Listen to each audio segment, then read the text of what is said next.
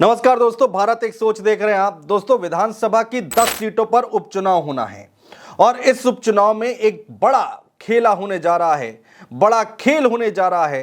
राजनीति के नए समीकरण साधने की कोशिश हो रही है और कहा यह जा रहा है कि लगभग बात फाइनल हो चुकी है, समीकरण साध लिए गए हैं। जी हां, हम बात कर रहे हैं चंद्रशेखर आजाद और असदुद्दीन ओवैसी की। दोनों के बीच में बातचीत फाइनल हो चुकी है और कहा यह जा रहा है कि बहुत जल्दी दोनों के गठबंधन की औपचारिक घोषणा हो जाएगी। यानी कि 10 विधानसभा सीटों पर दोनों लोग साथ मिलकर लड़ने जा रहे हैं और अगर यह एक्सपेरिमेंट कामयाब रहता है, अगर यह प्रयोग कामयाब रहता है, तो आगे आने वाले 2027 के चुनाव में इसको कंटिन्यू किया जाएगा या फिर ये दोनों आगे भी ऐसी चुनाव लड़ते हुए साथ में उत्तर प्रदेश में दिखाई दे सकते हैं। हम बात कर रहे हैं 2027 विधानसभा चुनाव की। जी हां दोस्तों, नया समीकरण, नई राजनीति देखने को मिल रही है उत्तर प्रदेश में और सबसे बड़ा सवाल यह है कि अगर ये दोनों साथ आ जाते हैं तो सबसे ज्यादा नुकसान किस पार्टी को होगा। कहा यह जा रहा है दोस्तों कि जितनी विपक्षी पार्टी है उनके साथ साथ भारतीय जनता पार्टी को भी इसका नुकसान उठाना पड़ सकता है। दोस्तों, दोनों ही नाम बड़े नाम हैं, बड़े चेहरे हैं। एक तरफ असदुद्दीन ओवैसी हैं, उनको आप सब जानते हैं। दूसरी तरफ चंद्रशेखर आजाद हैं, जिनकी लोकप्रियता लगातार दिन ब दिन बढ़ती ही जा रही है। और कहा यह जा रहा है कि अगर दोनों का गठबंधन हो जाता है तो यूपी के सियासत में बहुत कुछ बदलता हुआ आप देखने को मिलेगा। आपको सियासी तस्वीर पूरी तरीके से बदलती हुई दिखाई देगी।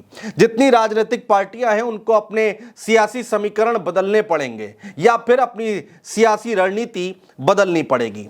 अंदर की खबर यह है दोस्तों कि 2027 से पहले इस गठबंधन में ओबीसी और जनरल वर्ग के नेतृत्व वाले जो बड़े नेता हैं उनको भी शामिल किया जाएगा, उनको भी साथ लाया जाएगा। तो दलित और मुस्लिम के साथ साथ जनरल वर्ग और ओबीसी वर्ग के नेताओं को भी जोड़ा जाएगा इस गठबंधन में, जिसका असर यूपी विधानसभा की तकरीबन 300 ऐसी सीटें हैं, 300 से ज्यादा ऐसी सीटें हैं जिस पर इनका असर पड़ता हुआ दिखाई देगा। तो प्लानिंग बड़ी है, प्लानिंग लंबी है और दूर की सोच के साथ चंद्रशेखर आगे बढ़ रहे हैं। दोस्तों, अंदर की खबर यह है कि बात लगभग फाइनल हो चुकी है, सब कुछ एकदम तय हो चुका है। चंद्रशेखर आजाद और असदुद्दीन ओवैसी के बीच में अच्छे रिश्ते हैं, किसी से छिपे नहीं है दोस्तों। चाहे सदन की बात करें तो दोनों एक दूसरे के अगल बगल बैठे कई बार हमने देखा कि वो बातचीत करते हुए दिखाई दिए हैं और सदन के बाहर भी खबरें आती रही हैं इससे पहले भी कि चंद्रशेखर और ओवैसी की बातचीत चल रही है। लेकिन इस उपचुनाव में दोनों साथ आने की तैयारी कर चुके हैं। उनके रिश्ते बहुत ज्यादा अच्छे हैं और उसी रिश्तों को और आगे बढ़ाया जा रहा है। सूत्रों की माने तो दोस्तों, आजाद समाज पार्टी और AIMIM के बीच में गठबंधन पर बात लगभग फाइनल हो चुकी है और इस पर कभी भी मुहर लग सकती है, यानी कि औपचारिक ऐलान कभी भी हो सकता है। और अगर गठबंधन पर मुहर लगी तो फिर यूपी में इस गठबंधन का बड़ा असर भी देखने को मिलेगा। राजनीतिक पंडित ऐसी बातें करते हुए दिखाई दे रहे हैं दोस्तों। हालांकि दोस्तों, चंद्रशेखर ने यूपी विधानसभा उपचुनाव की कुछ सीटें हैं जिन पर प्रत्याशी घोषित कर दिए हैं और कुछ सीटें हैं जिस पर आने वाले वक्त में जब गठबंधन हो जाएगा तो उस पर विचार किया जाएगा। यह तय किया जाएगा कि कौन कितनी सीटों पर चुनाव लड़ेगा और फिर प्रत्याशियों का चयन होगा और ऐलान किया जाएगा। पश्चिमी उत्तर प्रदेश की दोस्तों मीरापुर सीट है जहां पर चंद्रशेखर ने प्रत्याशी घोषित कर दिया है। आजाद समाज पार्टी की तरफ से जाहिद हसन को चुनावी मैदान में उतारा गया है। गाजियाबाद सीट से सतपाल चौधरी का नाम सामने आया था और मंझवा सीट से धीरज मौर्य को प्रत्याशी घोषित किया है चंद्रशेखर आजाद ने। तो ये 3 सीटों के नाम तो हमारे सामने हैं। सवाल यह भी उठता है कि जब दोनों का गठबंधन हो जाएगा तो क्या नाम बदले जाएंगे, क्या चेहरे बदले जाएंगे, कौन सी सीट किसके खाते में जाएगी, ये सब अभी होना बाकी है, सामने आने बाकी है। हालांकि कहा यह जा रहा है कि पर्दे के पीछे की कहानी यह है कि सब कुछ फाइनल हो चुका है, सब कुछ तय हो चुका है।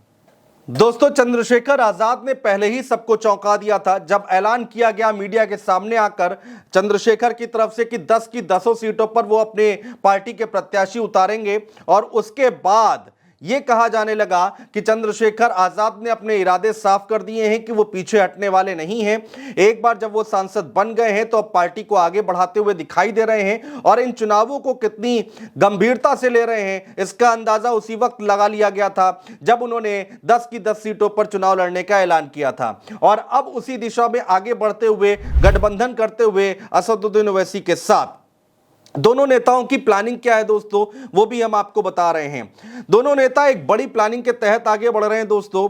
अगर ओबीसी और जनरल वर्ग का साथ मिल जाता है आगे आने वाले वक्त में, तो कहानी बहुत कुछ बदल जाएगी, तस्वीर पूरी तरीके से बदल जाएगी। और कहा यह जा रहा है कि अन्य वर्ग के, जो दलित और मुस्लिम वर्ग के नहीं हैं, जो अन्य वर्ग के नेता हैं, वो लगातार टच में भी हैं, लगातार उनसे भी बातचीत चल रही है। और कई बड़े नेताओं ने भविष्य में साथ आने की सहमति भी जता दी है कि आप लोग गठबंधन कीजिए, आगे आने वाले वक्त में हम साथ में होंगे, यानी कि इस गठबंधन के साथ में होंगे। तो एक तरफ दलित, दूसरी तरफ मुस्लिम, तीसरी तरफ जो अन्य वर्ग के नेता हैं, बड़े नेता हैं, वो भी इस गठबंधन में साथ आते हुए दिखाई देंगे दोस्तों। और सबसे बड़ी बात यह है दोस्तों कि अगर ऐसा होता है तो फिर चाहे वो बीजेपी हो, चाहे वो बसपा हो, चाहे वो सपा हो या फिर कांग्रेस हो, उनके लिए भविष्य में आने वाले समय में चुनौतियां बहुत ज्यादा बढ़ जाएंगी, मुश्किलों का पहाड़ बहुत ज्यादा खड़ा होता हुआ दिखाई देगा। चंद्रशेखर और ओवैसी एक तीसरा मोर्चा बनाकर एक नया विकल्प तैयार करने की कोशिश कर रहे हैं दोस्तों।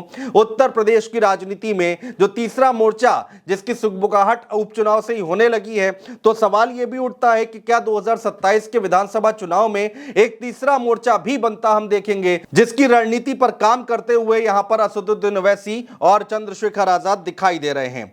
जी हां, चंद्रशेखर आजाद, जिनका राजनीति में कद लगातार बढ़ता ही जा रहा है। जब नगीना से उन्होंने चुनाव लड़ना शुरू किया था, तब किसी ने नहीं सोचा था कि इतना आगे वो इतनी जल्दी राजनीति में बढ़ते दिखाई देंगे। और सबसे बड़ी बात, लोकप्रियता के सारे रिकॉर्ड तोड़ते हुए दिखाई दे रहे हैं चंद्रशेखर आजाद उत्तर प्रदेश की राजनीति में।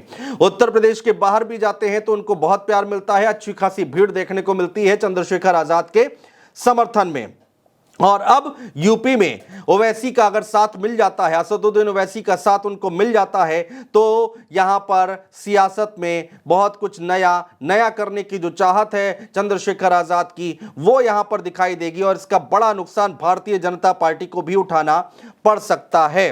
चंद्रशेखर आजाद दोस्तों सांसद बनने के बाद राजनीति में नए नए प्रयोग कर रहे हैं लगातार। उत्तर प्रदेश के बाहर की अगर हम बात करते हैं तो हरियाणा में उन्होंने दुष्यंत चौटाला के साथ गठबंधन किया है और 20 सीटों पर चुनाव लड़ रहे हैं। तो हरियाणा की राजनीति में भी आगे बढ़ रहे हैं। वहां पर जाट और दलित मुस्लिम जो समीकरण है उसको साधने की पूरी कोशिश की जा रही है। और अब इधर उत्तर प्रदेश में भी एक नया प्रयोग करते हुए दिखाई दे रहे हैं। इंदिरा गांधी स्टेडियम, दिल्ली का इंदिरा गांधी स्टेडियम दोस्तों, आपको याद होगा जब वहां पर एक बड़ा आंदोलन, बड़ी सभा की चंद्रशेखर आजाद ने, और भीड़ देखकर कई लोग हैरान रह गए कि इतनी भीड़ इस स्टेडियम में चंद्रशेखर के इस कार्यक्रम में कैसे आ गई। तो उसके बाद से ही लोग जो हैं चर्चाएं तेज करने लगे हैं कि अब चंद्रशेखर का अगला कदम क्या होगा।